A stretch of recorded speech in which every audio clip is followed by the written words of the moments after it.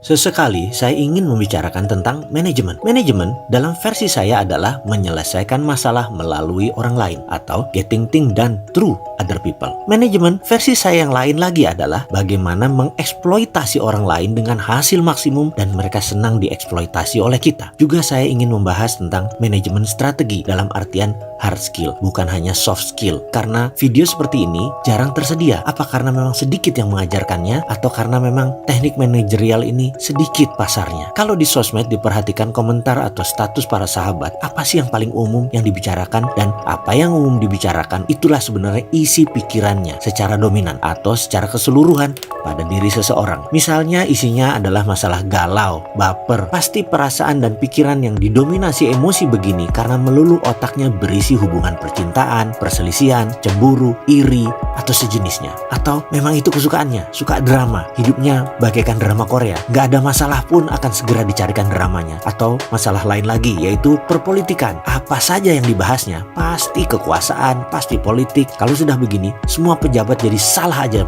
di mata mereka. Kayak saya, apa saja seorang yang namanya si sakit pinggang itu lakukan, pasti saya salahin dia. Siapa ya sakit pinggang tuh? Low back pain kalau nggak salah namanya. Itulah otak saya yang merasa low back pain inilah yang buat masalah di Indonesia. Tapi mungkin saya salah ya. Oke, kita pindah ke topik isi otak seseorang. Kalau isi otaknya pebisnis itu bagaimana? Ini yang menarik. Seperti cerita seorang pebasket legenda bernama Earvin Magic Johnson yang pernah meminta pemilik LA Lakers, Jerry, untuk jadi mentor bisnisnya. Ketika di tahun 87, Magic Johnson masih pemain NBA aktif, namun dia ingin menjadi pebisnis seperti Jerry. Jerry balik bertanya, "Apa yang Anda baca pertama kali ketika membuka koran pagi?" Magic menjawab, "Sport page, of course. I'm a sportman." Jerry langsung jalan dan tidak menjawab pertanyaan Magic Johnson tersebut. "Will you be my business mentor?"